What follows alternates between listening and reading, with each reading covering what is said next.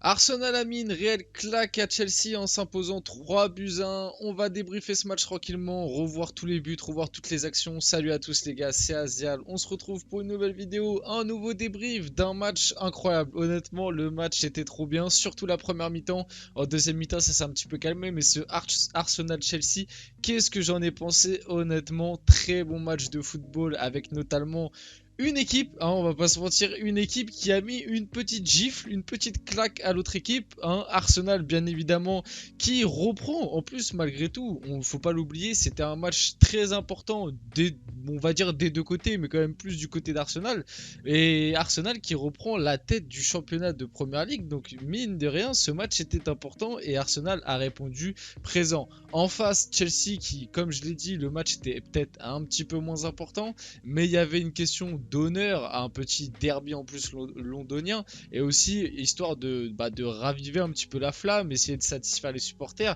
Donc il y avait un enjeu un petit peu pour les deux équipes, plus important du côté d'Arsenal. Et malgré tout, Arsenal a répondu présent. Du côté de Chelsea, encore une fois, ça s'est un petit peu écroulé. Mais bref, on va revenir sur tout ça. Les gars, avant qu'on avance un petit peu dans le débrief, n'hésitez surtout pas. Le petit like, le petit commentaire, le petit partage, ça fait toujours plaisir. En ce moment, on essaye de charbonner un max. Là, on revient un petit peu à fond. Donc si vous pouvez liker et vous abonner, etc., ça fait toujours plaisir et ça aide au développement de la chaîne. C'est gratuit, ça vous prend 2 minutes. Bref, commençons directement ce match avec un début de match assez contrasté, c'est-à-dire un Arsenal très tranchant, mais du côté de Chelsea, j'étais assez surpris parce que Chelsea, mine de rien, a énormément gardé la balle. Arsenal a attendu. Ils ont attendu Chelsea. Ils ont laissé Chelsea avoir le ballon. Et du côté de Chelsea, ça a beaucoup gardé le ballon, mais ça a été assez stérile.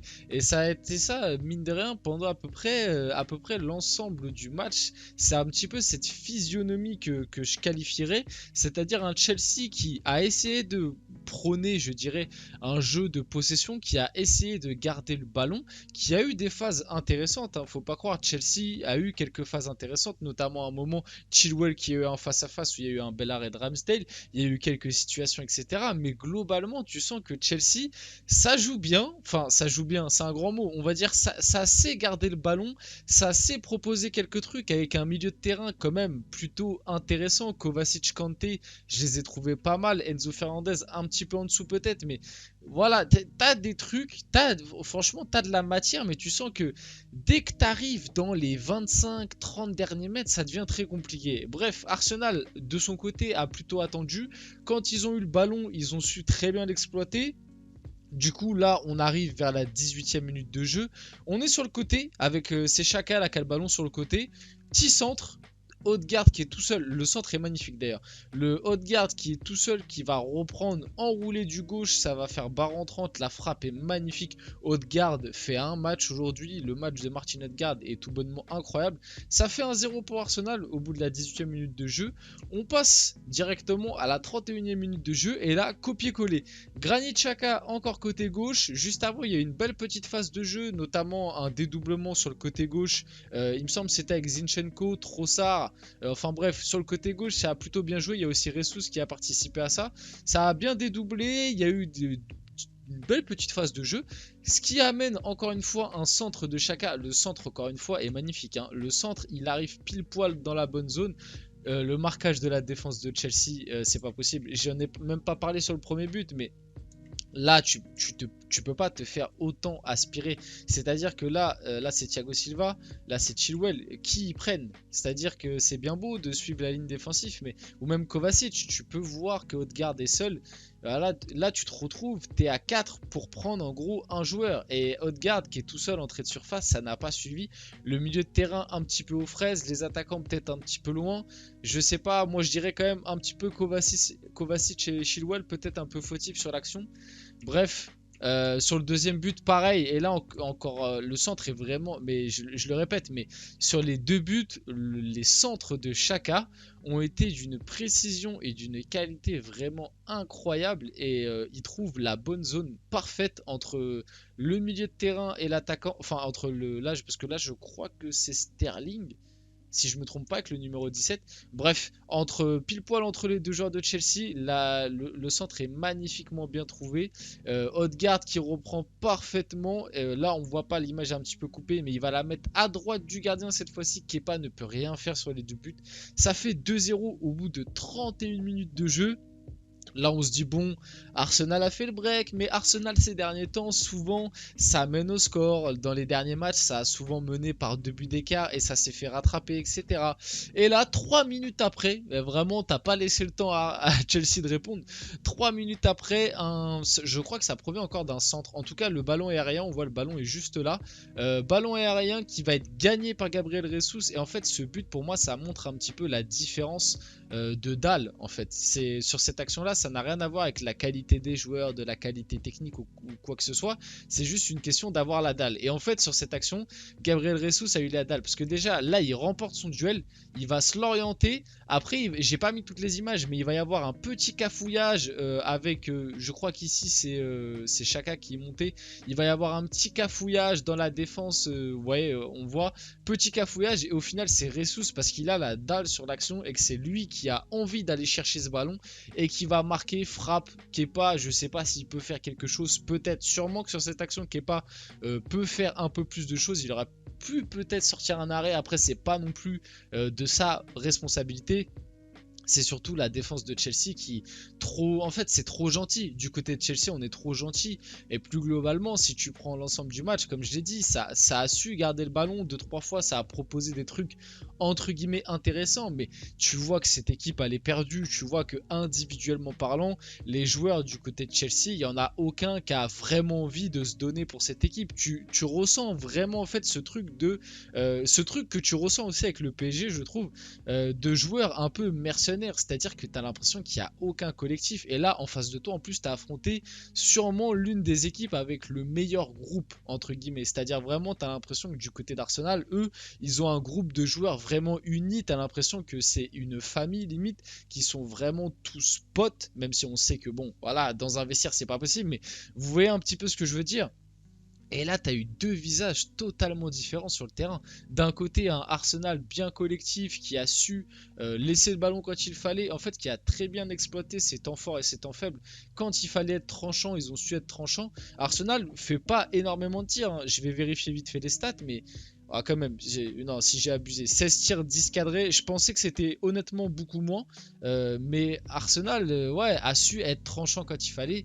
Et du côté de Chelsea, ça l'a été beaucoup moins. Malgré tout, Gabriel Jesus du coup qui est buteur. Malgré tout, en deuxième mi-temps, Chelsea va avoir une petite occasion avec le biais de Kovacic qui va être juste là, ballon dans les pieds.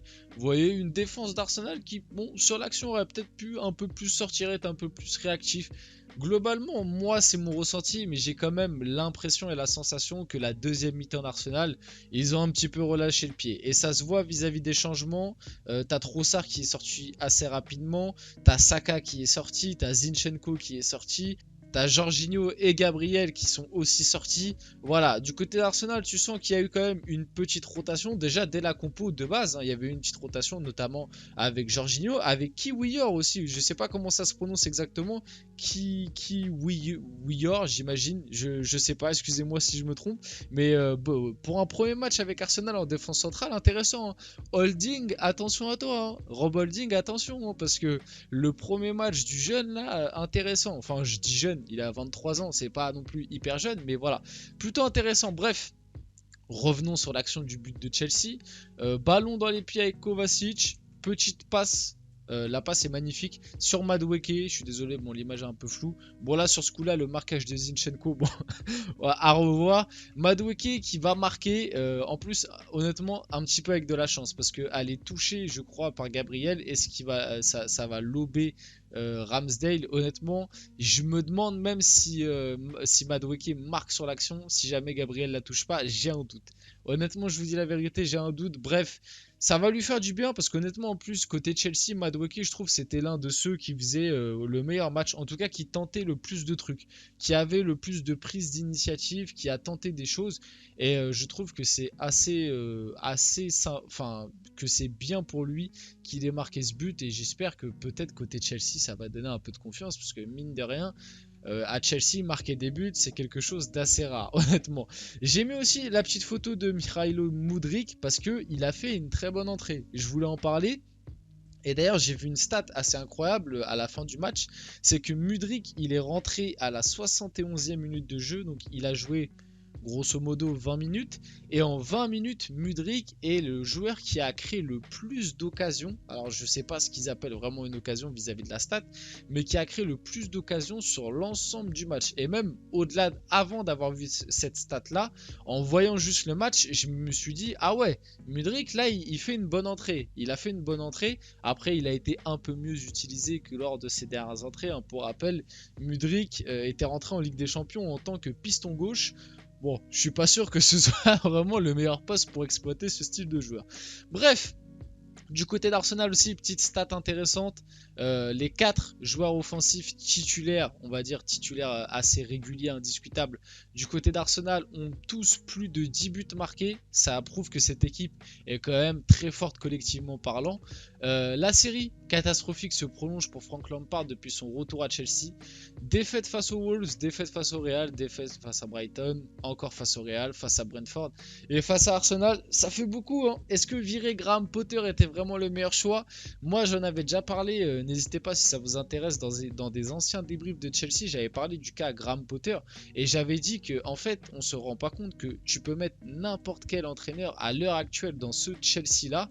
Vu comment cette équipe collectivement ne dégage rien, tu sens que cette équipe, les joueurs ne s'apprécient même pas, tu as l'impression une équipe vraiment de mercenaires. En fait, tu peux mettre n'importe qui. Moi, je me forçais de penser que ça changera rien. Honnêtement, ça changera rien ou quasi rien. Et on le voit bien que là, avec Lampard, c'est une catastrophe. Et il faudrait peut-être faire quelque chose pour le virer. Pour finir, parlons un petit peu des prestats individuels. Du côté de Chelsea, moi, comme je l'ai dit, le milieu de terrain, Kovacic, Kanté, je l'ai trouvé quand même plutôt pas mal. Madueke aussi, buteur. Et je l'ai dit, c'est celui qui, je pense, a tenté le plus de choses. Après, ça a été un peu plus compliqué. Peut-être Thiago Silva à noter, qui a été pas mal, je dirais, qui a essayé de leader un petit peu cette défense de Chelsea. Côté Arsenal, par contre, il y a eu des bons matchs, notamment Martin Odegaard. Pour moi, c'est l'homme du match. Il a été très bon. En plus, il m'est doublé. Gabriel Jesus aussi a été très bon. On a retrouvé un petit peu de justesse technique qu'on avait un peu moins vu lors des dernières semaines. Au milieu de terrain, Granit Xhaka, 2 passes D. Et en plus, quelle passe D qui t'envoie. Et même la presta est plutôt bonne. Kiwior pour un premier match, je sais pas si je le prononce bien encore une fois, mais très intéressant honnêtement. Ben White, moi je suis agréablement surpris par Ben White et la saison qu'il fait. Honnêtement, quand au début de l'année je voyais Ben White latéral droit, je me suis dit jamais ça va tenir et jamais ce mec va faire une bonne saison à ce poste-là. Bah, force est de constater que le mec répond toujours présent et qu'il est très très bon. Honnêtement, il est très très bon. Bref, on arrive tranquillement sur la fin de cette vidéo, la fin de ce débrief. Les gars, c'était Azial. N'hésitez pas à liker, commenter et partager si ça vous a plu. N'hésitez surtout pas. C'était Azial et on se retrouve très rapidement pour une prochaine vidéo.